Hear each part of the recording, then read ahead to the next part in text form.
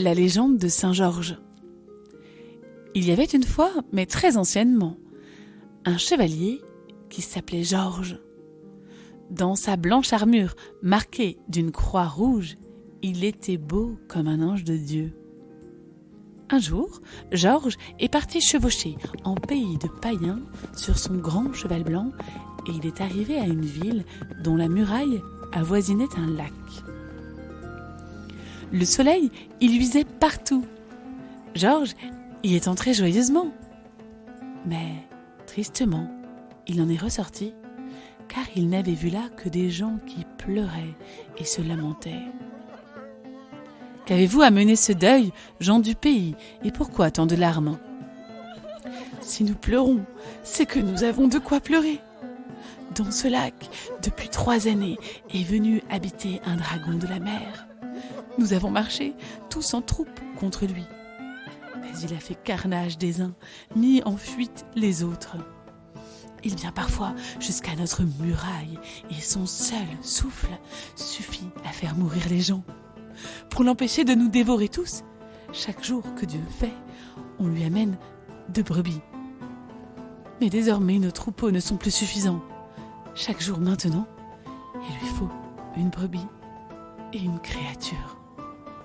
Des créatures, malheureux! Donnez-vous au dragon la chair vivante de vos enfants. Oh oui, hélas! Filles, garçons, leurs noms se tirent au sort, sans qu'aucune maison ne soit épargnée. Celle du roi non plus d'ailleurs.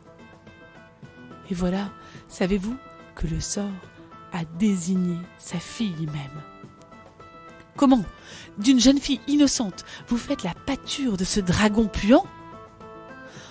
Oh, le roi donnerait tout son or et la moitié de son royaume pour acheter de cette mort dans la gueule bavante du monstre sa belle enfant qu'il aime plus que sa vie. Mais il y a l'édit royal, et qui pourrait changer le sort? Le roi se lamente sur la plus haute tour. La reine pleure au fond de la salle basse. La princesse a pris sa robe d'or et son anneau, comme pour le jour des noces. Et à cette heure, elle est déjà partie vers le lac, se livrer à la bête. À ces mots, Georges n'a plus écouté. Il a joué de l'éperon et s'est jeté de l'avant. Il a rejoint la demoiselle et très doucement l'a saluée. Elle était toute en larmes, blanche comme la neige, belle comme un soleil. « Ah, chevalier, remontez sur votre cheval et promptement partez d'ici, si vous ne voulez pas mourir de la mort dont je vais mourir. » Ne craignez pas, ô jeune fille, sous la muraille, je combattrai la bête, devant le lac, je la surmonterai. Preux chevalier, vous avez le cœur noble, mais aucun homme au monde ne pourra me sauver. Je combattrai au nom du Christ, l'ange de Dieu combattra avec moi. Tout le peuple, sur la muraille, regardait, et tandis que le chevalier et la princesse parlaient, le dragon de la mer a levé son énorme tête au-dessus de ce lac. Tout le peuple a poussé une grande clameur. « Cher chevalier, a crié la jeune fille qui tremblait comme le jonc dans la rivière. « Fais tourner bride à ton cheval, c'est bien assez que je périsse, sans que toi tu périsses aussi. » Mais Georges s'est signé du signe de la croix. Il a couché sa lance, il a foncé contre la bête. Quand le dragon a fouetté la terre de sa queue, sur 30 pas de large, le mur s'est écroulé. Quand il a soufflé son haleine, sur 100 pas alentour, les buissons ont séché.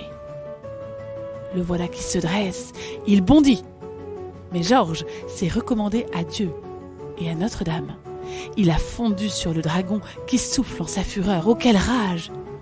Et quel choc!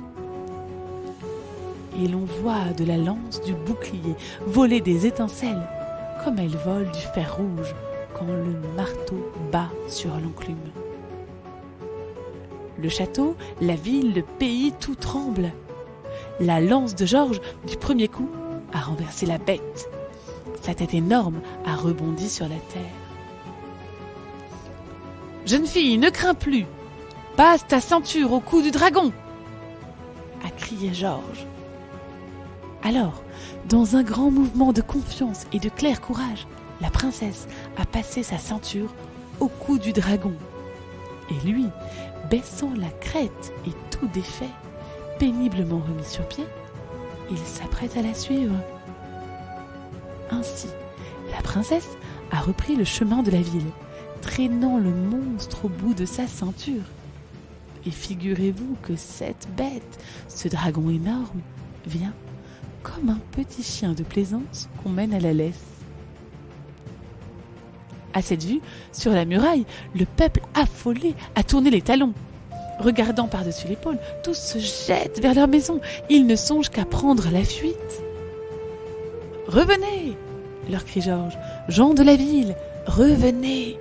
Dieu le voulant, vous voilà délivrés de la bête et du mal. » Le roi, sa fille et tout le peuple se sont alors fait baptiser. C'est 20 000 hommes qui ont reçu le baptême, sans compter les femmes et les petits-enfants. Georges, de son épée, a ensuite égorgé le monstre, dont on a fait traîner le corps jusqu'en terre déserte par 12 paires de bœufs. En l'honneur de Notre-Dame et de Monseigneur Saint-Georges, le roi plus tard a fait lever une église 3 fois plus grande que son château, 10 fois plus riche. Sous le parvis a jailli une fontaine dont l'eau a vertu de guérir tout mal. Saint-Georges est parti sur un cheval monté, n'emportant que sa lance. De l'or du roi, il n'a rien voulu. Il a tout fait distribuer aux pauvres gens. Puis il s'est fait martyr. Dans son armure marquée d'une croix rouge, il est allé chercher et tuer les monstres. Il a enduré les tourments. Il a bu le poison sans avoir aucun mal. Et il n'a pas vaincu seulement le dragon de la mer, mais aussi cette bête de l'abîme qui voudrait arracher les humains de la maison de Dieu. La foi de Saint-Georges a vaincu le mal. Finalement, Saint-Georges est venu à la ville du Puy, en Auvergne, et les gens l'ont voulu pour leur premier évêque. Il leur a bâti, sous le rocher Corneille, la grande église à Notre-Dame. De cette roche aussi a jailli une fontaine dont l'eau a pour vertu de guérir tout mal de langueur. Et par la suite, savez-vous que le Puy-en-Velay est devenu la ville sainte de la France? Saint Louis de la Croisade y a apporté la Vierge Noire. Et depuis, tous les rois y sont venus, sans manquer.